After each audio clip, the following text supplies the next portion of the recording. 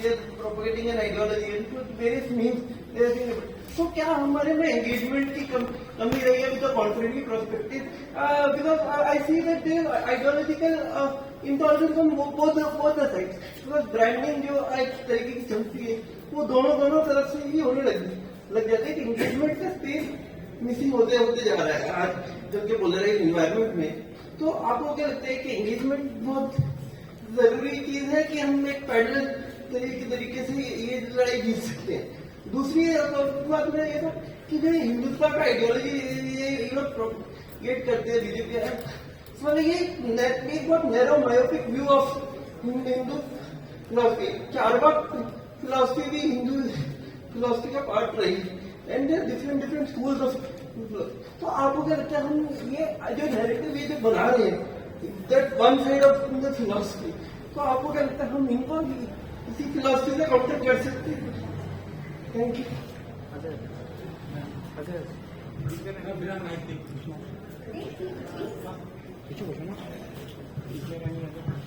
Hello ma'am, my name is Arun. I'm PhD second year CHS. My question is for Maha ma'am. Ma'am, you talk about in medieval times you got the distortion of history. So my question is related to folk deities. You know, folk deities, their origins, they were if we talk particularly, they were from lower class people and their मतलब उनकी पूजा करने का जो traditions हैं, उनकी जो eating habits होती हैं वो मोस्टली लोअर क्लास को रिप्रेजेंट करते थे. लेकिन अभी हम देखते हैं कि जो 20-30 इयर्स में जो जिस तरीके जैसे मैं जो मेरी क्लान गॉडेस है वो मेरे ग्रैंडफादर के टाइम पे उसका जो फेवरेट फूड होता था वो नॉनवेज होता था, लेकिन अभी मेरी टाइम में वो प्योर वेजिटेरियन हो गई है इस तरीके से. तो इसका जो ये सारा प्रोसीजर है और इसकी एक्सेप्टेबिलिटी बहुत ज्यादा हो रही है, तो इसके बारे में अगर आप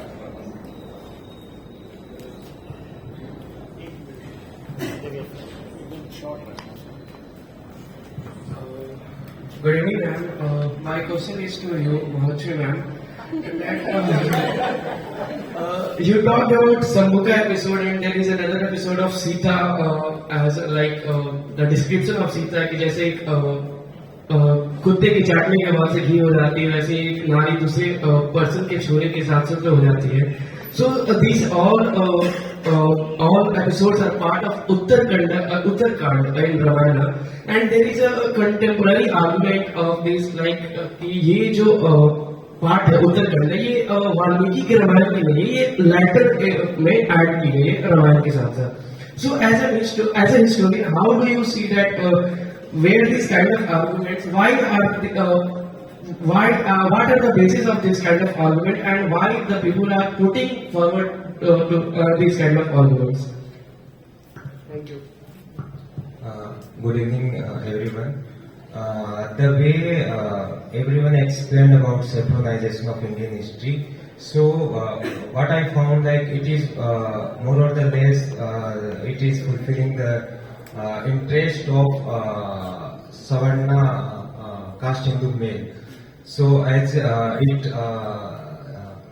such said that it creates a false imagination that rejects Muslim contribution in Indian history, and even it ignores or rejects Muslims from India. And as you explained about the untouchability and how they reject वो untouchability and caste issues को tradition के लिए बुरा बता के हटा देते हैं. तो my question is that is it like after RSS and BJP the secularisation of Indian history begins, or earlier it was not this secularization or the history was not around the Savarna caste Hindus, or it was not around the Savarna male, and it was around the Dalit Adivasi Bahujan. So is it really a secularization begin with RSS and BJP, or it is a neo-secularization which is happening with the already secularized Indian history? Thank you. Okay, I guess we'll be able to take this much questions only. So over to the speakers to respond. We should go by the order in which we spoke. Okay, no, I don't mind at all either. Well, thank you for the questions and the comments. I am not really going to go into this issue of whether B.R. Ambedkar, Babasaheb Ambedkar talked about the Aryans as aliens or not aliens, because I think the terminology for historians is not of who is alien and who is indigenous in this way. The historian is looking at the way in which identities emerge and they also get transformed over time. There are different elements that come together to make identities. I may be wrong, I have read the tract, I have read several tracts, but that was not my reading or my understanding of the way in which he uses the term.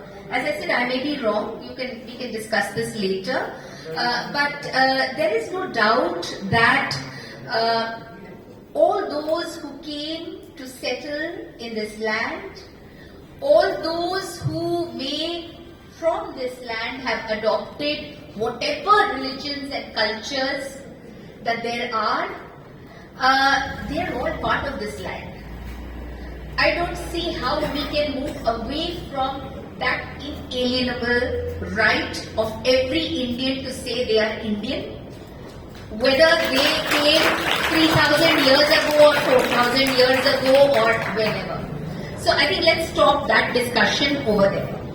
The other thing is how you also mentioned something, and I really want to address that point. How will you disagree with Dr. Ambedkar? I think why not? He was a public intellectual who believed in debate when he was not allowed to speak on untouchability. He published that so that there is a debate, and then Gandhiji responded. And Babasaheb also then responded. That is what a public intellectual does. However, I will also say that with all my admiration for a very nuanced and intuitive understanding of early Indian history, on many fronts there are gaps because of certain kinds of inattention paid to the sources, the nuances in the sources, terminology which changes in the sources and so on.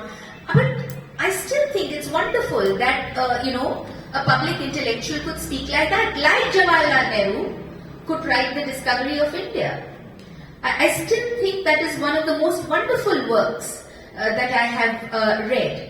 And Babasaheb Ambedkar, especially his tract on untouchability, is something that I value very much because he draws our attention to the fact that communities in this country have for millennia eaten beef, even once the Brahmins decided that beef was not going to be acceptable. These communities continued to eat.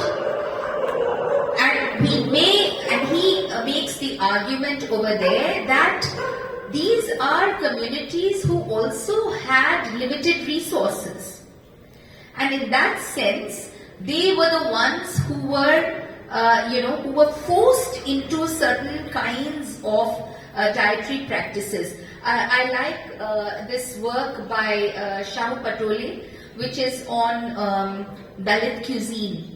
And he says, let's not romanticize this thing by having a terminology like Dalit cuisine. Let's also remember, for those who are disprivileged, who don't have the resources, cuisine is not about some fancy, what is that? That thing which comes on television, those shows, Master Chef kind of thing. That we are actually looking at people, given their wherewithal, how they are going to manage their resources and also their cuisine. So he draws our attention to very, very important issues. The issue of how you need the Dalit, to the so-called untouchable, to remove the carcasses, to remove the hides, but they are considered as untouchable, right? So you need them to provide labor, but on the other hand, you also you place them so low or outside even of a social hierarchy where you place yourself on top and so on. Many things to admire in his work, but also there are things where we can disagree. The other thing is about different perspectives and not one definite view which you raised. Yes, we can have different perspectives and interpretations. I just mentioned that my teacher, a scholar whom I respect very greatly, I can disagree with him. There's nothing written in stone. That's what scholarship is about. As long as I can cite my sources and explain why I have arrived at a certain conclusion. However, if somebody is fabricating sources or kind of inventing a certain history on the basis of nothing.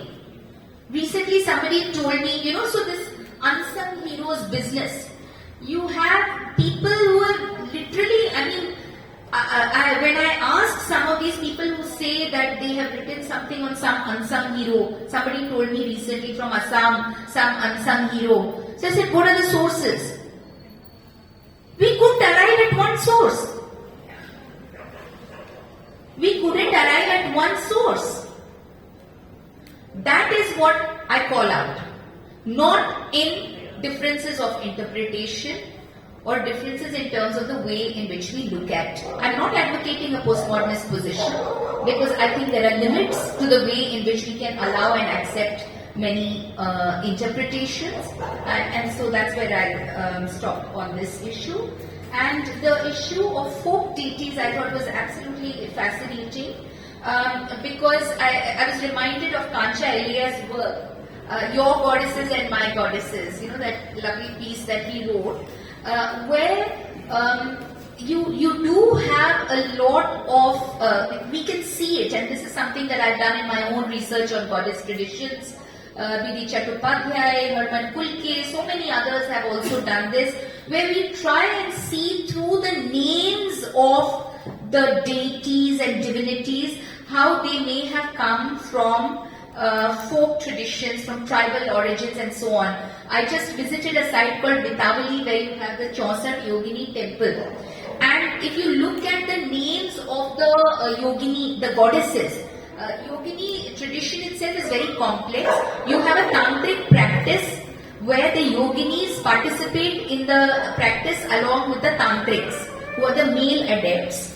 And although the yogini is very important, they do have a subordinate role. So, all of us who think, wow, there are women also who are participating in these sexual rites and so on, let's also remember that part. It is a very male-constructed ritual practice that is there, but nevertheless, the yoginis, the names when we come to them, so at some point, these figures of yoginis, they get understood or accepted as goddesses. When we look at the names, many of them have names which show their origins, like Dombini, like Matangi, Shavari, right? We know in the Brahmanical social order, these are castes that are placed at the lowest or as untouchable, right? These are the names of the goddesses that are there. So we are seeing that process of integration and assimilation, what we call appropriation, a Brahmanical appropriation, and then gradually a marginalization also that happens. But what is very interesting that you have pointed out is for many of these goddesses, even after the appropriation, you have animal sacrifices that were very common. As has been pointed out, Jagannath cult Jagannath temple जो है उड़ीसा में, this great Vaishnava tradition, that it represents in eastern India. Over there on the Navami day, for Durga Puja, on Ashtami day, for Durga Puja, there is a particular, the eastern gate, if I'm not mistaken, but I may be mistaken, eastern or southern gate, there used to be a Mahishka sacrifice, sacrifice of a buffalo because of that, whole mythology that evolves of Durga killing the buffalo and so on. So many other places you still have goat sacrifice, even though there is a state ban on animal sacrifices, right? So I think that this issue is very much there, and one of the very silly arguments that is made is that, but in other religions, on a particular day you have this kind of sacrifice, so why not us, and so on. I think it's very reductive to look at it like that, but I think it's very important to note that our religious cultures and practices have been so varied and different across regions in this country. On Uttarakhand being a later interpolation, very correct. That in the 7 Kandas that we have, it is the 2nd to the 6th which are considered the core, and the Balakanda is also considered as later, and Uttarakanda the latest, and that you have the deification of Rama over here is something that is very clear.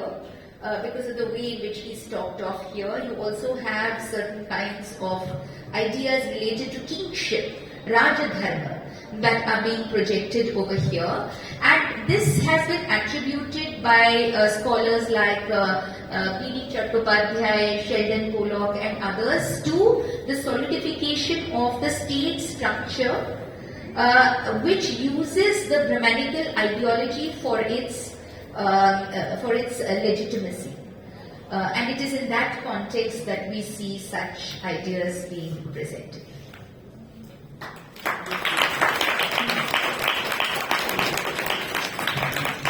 It's such a scholarly answer. May I answer in a slightly different way? To start with the Aryan question. Why the obsession? Did the Dravidians and the Adivasis come from outside? And only the Aryans were from inside. Then what does genetic sciences show us? That all of us come from Africa to begin with, and most Indians today are genetically close to the Iranians. तो ये इतना obsession क्यों है? और इस obsession का नतीजा क्या होता है? नतीजा होता है गुरु गोलवालकर. उन्होंने our nationhood defined में क्या कहा था? गुरु गोलवालकर ने कहा कि आर्यंस हिंदुस्तान से आए थे. पर तिलक ने कहीं कह दिया कि नहीं, आर्यन तो बाहर से आए थे. हाँ, तो आर्कटिक से आए थे. तो गोलवालकर साहब क्या कहते हैं? ही कैन नॉट क्वेश्चन तिलक. उनका तिलक जी बहुत बड़े आदमी थे उनके लिए. तो वो कहते हैं कि पहले आर्कटिक इंडिया में होता था, फिर धीरे धीरे सरकते सरकते सरकते तो नॉर्थ पोल में पहुंच गया, है ना. और फिर जिगजैग रूट में गए, सीधा निकले गए एटम बॉम्ब की तरफ. फिर वो कहते हैं कि अच्छा ये बता, परंतु अगर इंडिया में तो कहाँ था? जहां पे अभी बिहार और उड़ीसा, बहुत डिटेल रिसर्च ने बताया कि जहां बिहार और उड़ीसा है वहां पे पहले आर्कटिक था, फिर वो धीरे धीरे सरकते सरकते.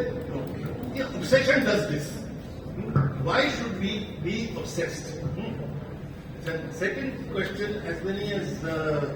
as many histories as people, है ना.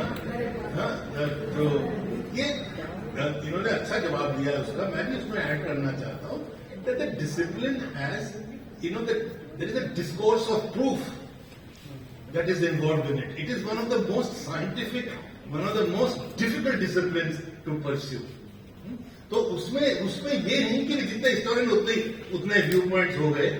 अगर ऐसा करोगे ना, अगर आपको डिस्कोर्स ऑफ प्रूफ नहीं समझ आती तो आपको ये नहीं समझ आएगा कि वीर सावरकर वीर कैसे हो गए.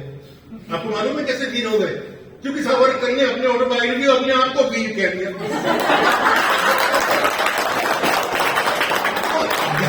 हिस्टोरियन की जरूरत है.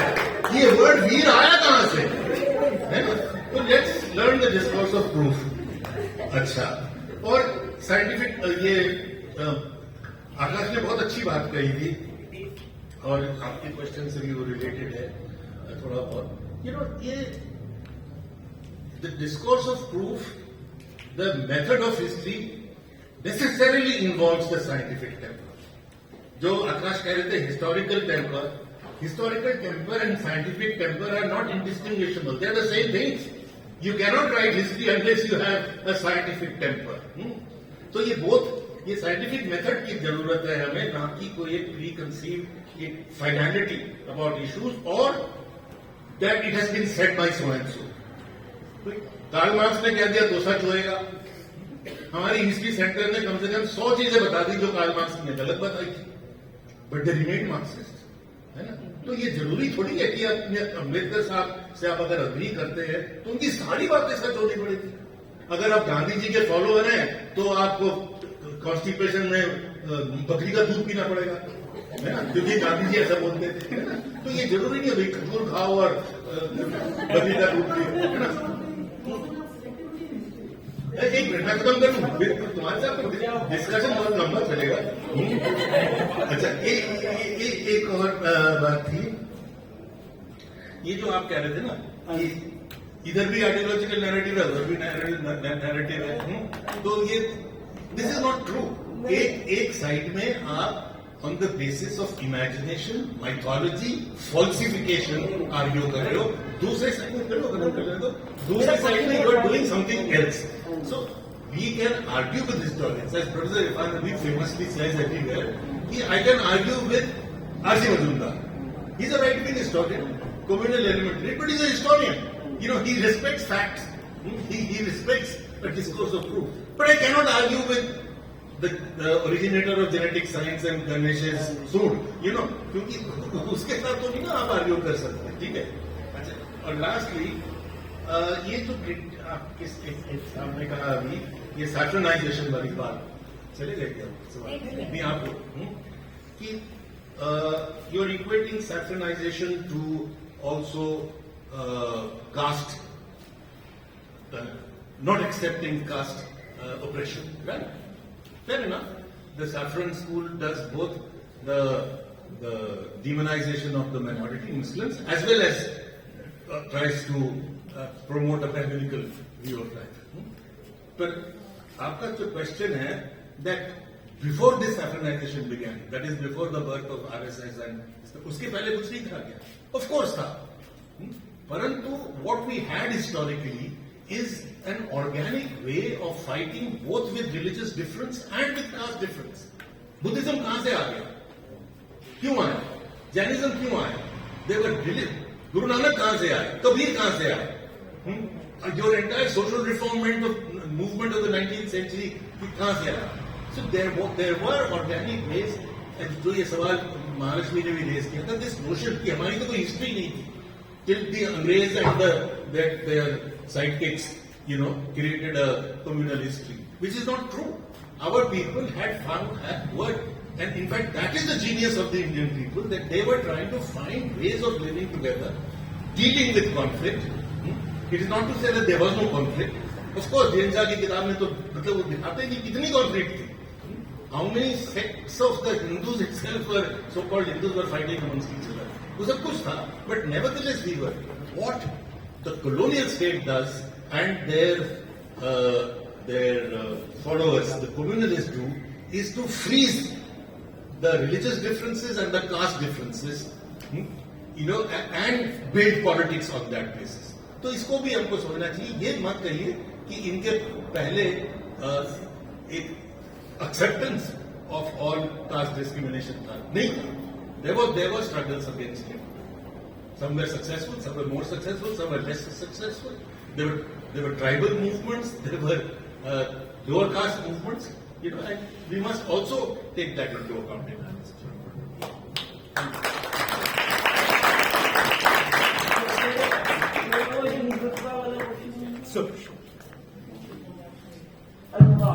जी नहीं, मैं बस दो बातें जोड़ना चाहता हूं. एक तो ये नैरेटिव पे देखिए, नैरेटिव का खेल होने का मतलब ये नहीं है कि कुछ भी चलेगा. नैरेटिव जो है तथ्यों पर आधारित होता है, और तथ्यों पर आधारित होने का मतलब ये है कि जो सिलेक्टिविटी, हाँ सिलेक्टिव है, लेकिन सिलेक्शन का भी एक बेसिस होता है.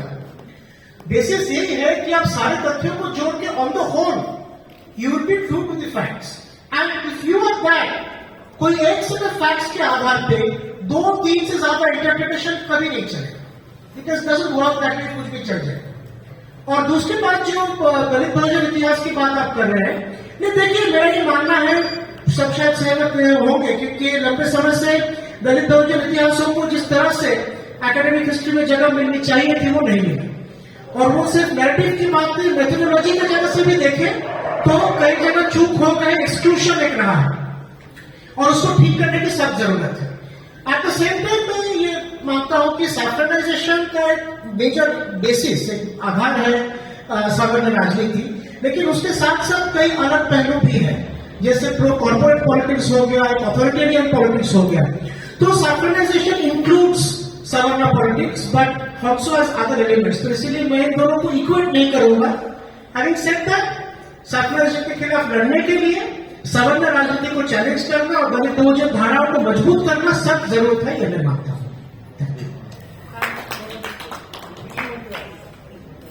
मैं वो हिंदू वाला जो हिंदुत्व आइडियोलॉजी को आप हिंदू फिलॉसफी से कैसे कर सकते हो? आप वो वाला पार्ट अगर आप जैसे चार भाग फिलॉसफी चलेगा, अगर आप इस क्वेश्चन को भी एड्रेस कर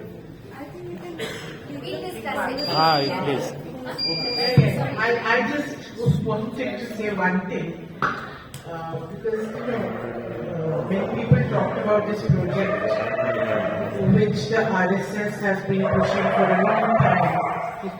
ये जो भारतीय संकलन इतिहास संकलन समिति की जो योजना चल रही है, ऑल्टरनेटिव हिस्ट्री रखने की, मैं इसलिए कह रही हूँ कि I know Akash you said कि वो गांव उस पर पहुंच गए हैं, पर मैं एक काउंटर भी बताऊं तुम्हें। पता नहीं कितने साल हो गए हम सुन रहे हैं कि 10 वॉल्यूम का इतिहास आ रहा है, 12 वॉल्यूम का आ रहा है, 8 वॉल्यूम का आ रहा है, फिलहाल मीटिंग हुई थी, सेमिनार हुआ था, ये हुआ था, बड़े बड़े लोग जुड़े हुए, आज तक एक वॉल्यूम नहीं आया। मुझे कोई एक आर्टिकल दिखा दो जो आया हो इस समिति के लोगों ने लिखा हो। ये ऑल्टरनेटिव हिस्ट्री लिखना, मीडिया में कहना, स्पीचेस देना, काउंटर करना, डिलीशंस कराना, अपना पावर यूज करके एनसीईआरटी की बुक से, ये आसान है।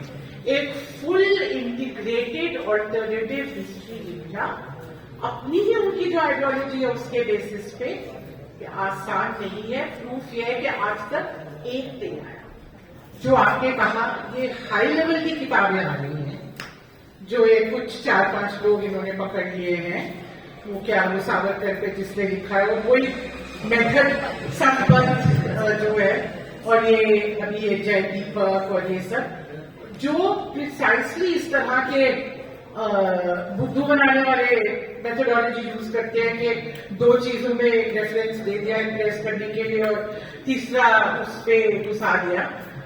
पर आप सच में अगर देखिए सीरियस स्कॉलरली वर्क, हमारा सबसे बड़ा जवाब उनका ये है कि कहते रहते हैं कि 70 साल हो गए, आप मतलब मार्क्सिस्ट लोगों ने, लिबरल्स ने कंट्रोल किया हुआ इंडियन हिस्ट्री को, हमको हिस्ट्री नहीं लिखने दी। अरे भाई, हिंदुस्तान में इतनी 100 यूनिवर्सिटीज हैं, हर जगह क्या लिबरल मार्क्सिस्ट कंट्रोल करके बैठे थे अपॉइंटमेंट्स को। भागलपुर में भी विपिन चंद्र अपॉइंट करते थे, आर्य शर्मा जाके केरला में भी करते थे, बॉम्बे में भी करते थे। अरे भाई, बड़ी रीच थी ये 5-6 लोगों की कि हर जगह फैले हुए थे, मतलब कहीं पे कोई लेक्चरशिप भी नहीं किसी को लेने दी।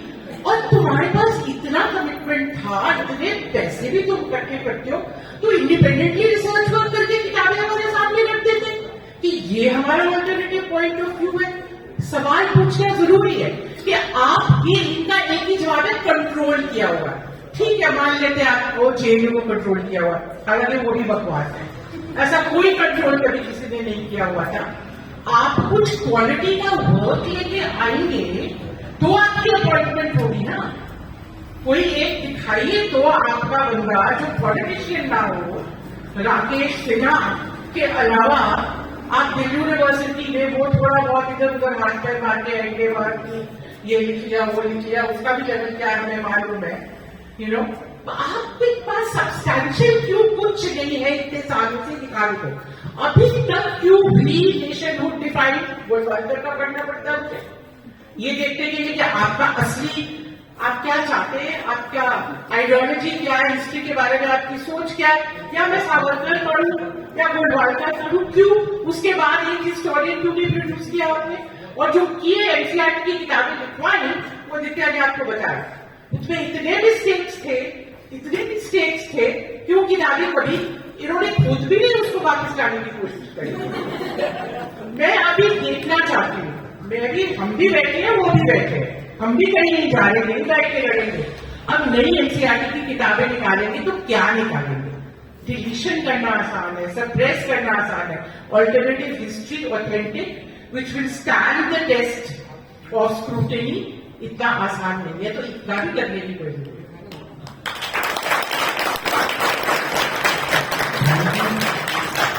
Thank you, Maharashtra ma'am. Thank you, Alvin Professor. Thank you, Professor Ramkar ji. Thank you, Akash. एक बार आप फिर से जोरदार ताली।